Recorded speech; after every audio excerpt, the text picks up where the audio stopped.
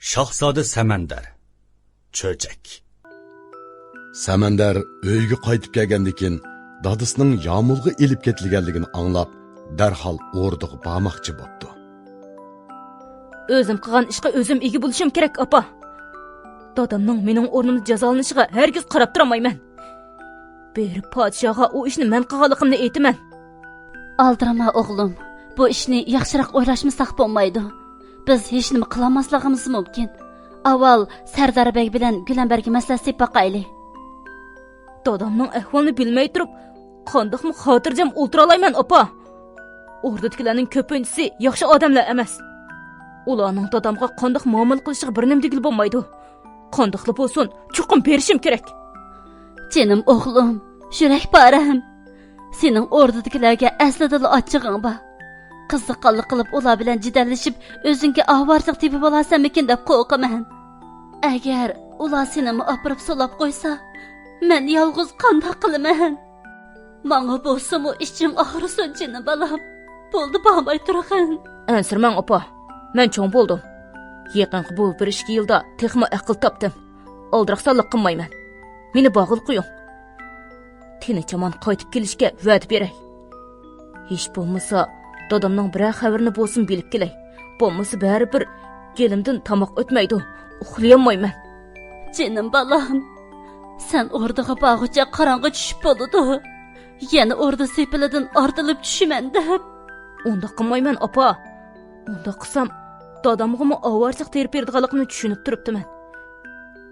Ko'nglingiz amin bo'lsin. Yerim kechadan burun qaytib kelaman. Degandek o'rdiga yetib borguncha allaqachon kechi bo'lib ketibdi. Samandar darvozalardan so'rab, dadisi to'g'riliq hech qanday uchurga erishamagashga, hech kimga ko'rinmay sepildan otlamoqchi bo'ldi. U sepilning ustiga chiqib, qorovullarga ko'rinmay asta o'miliginicha yana bir tarafga o'tib ketayotganda, tuyuqsiz sepil ustidagi ikki qorovulning gaplari quloqiga kirib qoldi. Hay, bekinchda yamolga ep kelingan yiliq beliqchi, ajab yomon odam ekan. Hech kim xon oliylariga deyishga petnamagan gaplarni shu beliqchi debdi. Nima debdi? Siz shahzodangizni yaxshi tarbiyalayapmidingiz? Sizning bolangiz peshamning eng esil boyliqlaridan biri bo'lgan o'rmonlikni, tush darag'ini, nurg'un hayvonlarni, hatto odamlarni nobud qildi debdi. Shundoq deyishga petinibdim, ha? Ha? U odam o'zining hamon o'lib ketadiganligini bilgan bo'lsa kerak. Jazo vaziratidagilarning oldida podshohning ayblarini yuziga silib, rosa ayblabdi. Nima? U odam o'lib ketibdimi? Ha, shundoq. Podshoh hazbiga poylamay, u kishini 50 darra urushga buyurgan ekan. Aslida salomatligi yaxshi bo'lmasa kerak. Darrini ko'taramabdi. Bu gaplarni anglagan Samandarga osmon cho'gilab, put-qo'llari sezimini yo'qotib, jismi yerga cho'kib ketayotgandek his qildi. Ko'zlaridan saldak yosh quyilibdi. Xeyli uzoqqicha o'ziga kelanmay yetib qolgan Samandar asta esini yig'ib, o'zi bayotin otlagan sepildan o'zini yerga etibdi. Og'riqni sezmasdan yerda yana uzoq yetibdi.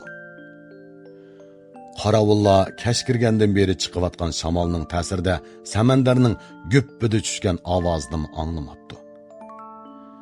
Samandar opsini esiga elib, pastda o'rindan turibdi va og'riyotgan putini so'rab, uy tarafga qarab mengibdi.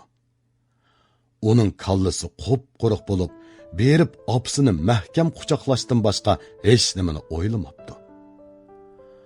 Tongga yaqin mahallasiga qaytib kelganida opsi xotirjam bo'lolmay, uni izlab shahar tarafga qarab mang'an ekan. Ular yo'lda uchrashibdi. Holsizlanib ketgan Samandar opsining quchqiga tashlanishga orolli ulguribdi. Sana ne bo'ldi o'g'lim? Zahra Samandarni yo'lab ko'z yoshlarini surtgach so'rabdi. O'g'lim, meni qo'rqitmay gap qilsangchi. Sana zoti ne bo'ldi? Birasi bo'zoq qildimi? Nimishqa yig'ladim? Avval uyga kiraylik, opa. Ular uyga yetib keldi. Samandar opasining quchqig'i beshida qo'yib uzoq jimib ketibdi. Ondan o'zidan ansirab yuraklari suv bo'lib ketayotgan opasiga qarabdi. Dadam biz bilan mangulik xo'shlashibdi, opa. Podsho uni o'ldirib etibdi. Dadamni endi ko'rolmaydigan bo'ldik, opa. Canım opa. Mendan rozi bo'ling. Men dadamning qisosini olmasam bo'lmaydi. Dadam men uchun o'lib ketdi. Uning qisosini olmasam, meni o'g'il bola degil bo'lamdi. Podshoni cho'qim o'ldirib etdiman. Samandar qorovullardan anglaganlarini opasiga aytib beribdi. Bu gaplarni anglab Zahraning ko'z oldi qorong'ulashib, besh qiyib birpas o'zini yo'qotibdi. Esiga kelganda bo'lsa un selib yig'lashga boshlabdi. Ona bola quchoqlashib uzoq yig'labdi. Ularning yig'isi to'xtaganda tongmi yo'rib bo'lgan ekan. Samandar o'rnidan turib, yoshlarini surtib, o'qiyasini opdi.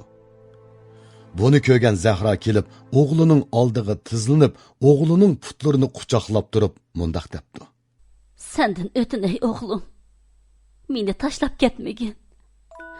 Endi hayotda sendan boshqa nimam bor deysan? Dadangdan ayrildim. Bir qanitim so'ndi. Senmi meni tashlab ketsan? Menga o'limdan boshqa yo'l yo'q. Bilaman. Qalbingda yilinjayotgan qisos o'tini sabr suyi bilan o'chirgin o'g'lim. Sen podshoni o'ldirmoqchi bo'lsan, natijasi qandoqli bo'lsin, sening oqibating o'lim. Menimi o'lsin desam, seni to'simayman. Samandar nima qilarini bilmabdi. U opasini yo'lab, o'rnidan turg'izib shundoq debdi. Opa, meni nima qilsin deysiz? Dadam nahaq o'lib ketsa, mushundaqla qarab tur demoqchima. Bu qandoqmi mumkin bo'lsin? Jinim bola. Albatta buning hisobini so'raymiz. Biroq qandoqli qilayli? Dadam hargiz qaytib kelmaydi. Bir puhraning o'limi uchun hech kim podshoni o'limga hukm qilib bermaydi. Podshoh o'lgan taqdirdami, ko'nglimiz amin topmaydi. Bo'ladigan ish bo'ldi. Jinim bolam, men uchun bo'lsa-mu ochig'ingga haybagin. Men Gülambar xonimning qishig'i berib, Sardar Begdan bu ishni adil bir taraf qilishga yordam so'rab baqay. Andin hech bo'lmasa dadangni gunohkor sifatida emas, esil bir dada sifatida uzitib olishni qo'liga keltirayli.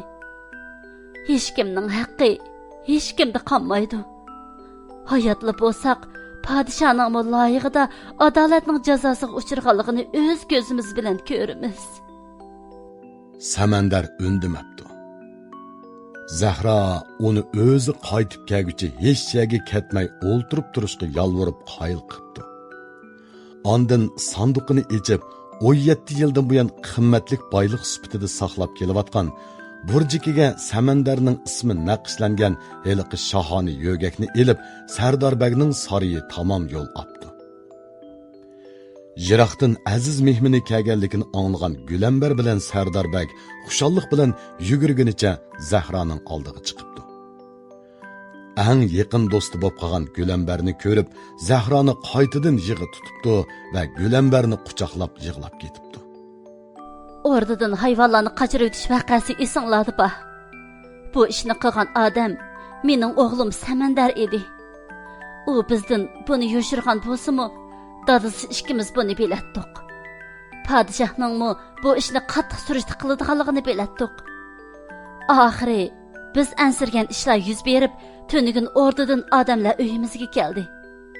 O'g'limning dadasi, o'g'limiz kichik, uni yaxshi tarbiyalamagan gunohmanda, yomulg'a meni epiringlar, jazolasanglar meni jazolanglar deb yomulg'a ketgan edi.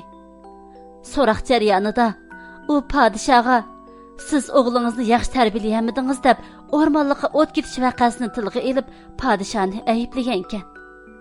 Podshoh uni urib o'ldirib qo'yibdi. Samandarning g'ururi kuchlik, sodda, mijozi ishtik, biror ahmoqona ish qilib qo'yamdikan deb ansirab turaman.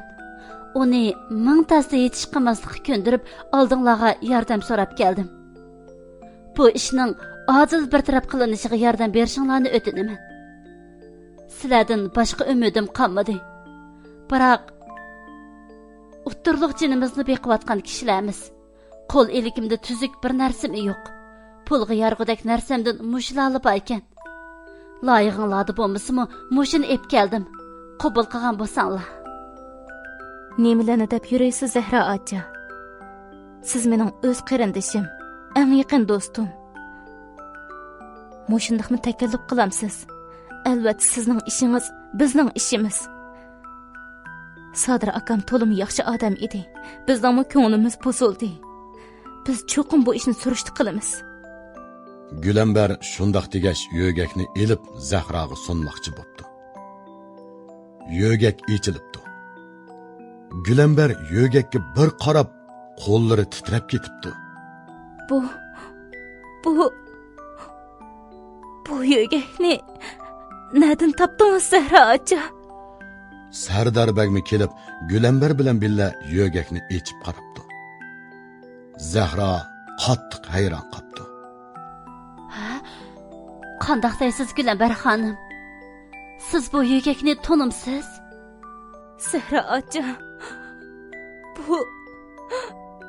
bu yo'gakni men o'z qo'lim bilan kashtilagan. Bu qandoq bo'lib? Nima?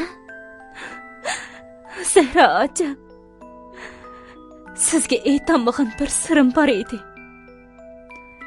Bu yo'gak dal shu sir bilan bog'lanishliq. Men 17 yil ilgari podshohdan bir o'g'il farzandlik bo'lgan. Nima deysiz? Podshohdan? Bu zodi qandoq ish? Gülember Namanshahning ko'rgan tushidan boshlab hozirgacha bo'lgan ishlarning hammasini so'zlab beribdi. Zahra hayronlik ichida Gülemberning hikoyasini anglab chiqqandan keyin Samandarning hikoyasini boshlabdi. Aslida men Samandarning o'z opasi emas. Nima? Gülember hayronlikdan o'rindan turib ketibdi. Zahra o'zining Samandarni qandoq uchratganligi, Sadir beliqchining yo'gakni qandoq topganligidan tortib Samandarga ism qo'yganlargacha hammasini hikoya qilib beribdi. Demak, Gülember hayajondan gepining oxirini qilolmay qoldi. Sardarbek uning gepining oxirini to'liqlab mundaq debdi. Demak, Samandar sizning o'g'lingizga. Men kichik chaqlarimda dadamdan Namanshahning aslida qo'yruqliq tug'ilganligini, keyin teviblar tarafidan tushirib etilganligini anglagan. Darvaqa, Samandarning qo'yruqliq tug'ilishi ajablanarlik emas. Gülember xushalliq yoshlarini to'kib Zahroni chin quchoqlabdi. qarang Zahra acha. Siz mening bolamni beqib cho'ng qibsiz. Sizga bir umr minnatdorlik bildirsam arziydi. Ishongim kelmayotdi. Bu rostla ajoyib bir xabar bo'ldi. Zahra na xushal bo'lishini, na qayg'urishni bilolmay qoldi. Dal shu chaqda Sardarbekning choparmini "Begim" deb to'lig'inicha yugurib kiribdi. Begim! Chatoq bo'ldi! Nima ish bo'ldi? Bir top hayvonlar shaharni patparaq qilib o'tibdi. Sanoqsiz darajada ko'p deydi. Ular oldiga uchirgan o'rib chiqib, o'rda tarafga qarab men o'tibdi. Ko'ch-ko'ylar vasli vayrona holatda. Odamlar qiyacha qechib o'tibdi. Samandar! U cho'qim Samandar. Namanshahni o'ldirish uchun kelayotgan bo'lsa kerak. Faqat shu hayvonlarga gap anglata oladi. Begim, darhol bizni o'rtaga epasila. U o'z dadisining qotili bo'lib qolmasin. Sardarbek o'rnidan chaqqonlik bilan turib, bir ikki qadam mengib to'xtab qoldi. Agar ozroq kechiksak, Namanshah o'ladi. U o'lsa, Gülember meni qabul qilishi mumkin. Agar u o'lmasa, tushiriyonlikqa aylanib, Gülember xonish bo'lishi mumkin. O'z-o'ziga shundoq deb pichirlabdi Sardarbek. Orqadan tush tarixining to'yda ko'rgan tushini esiga oldi. Bovayning eng buyuk rashikingdan voz kechishing kerak degan so'zi quloq to'ydi jaranglabdi-da, esini yig'ib to'labdi. darhol mapni tayyor qilinglar.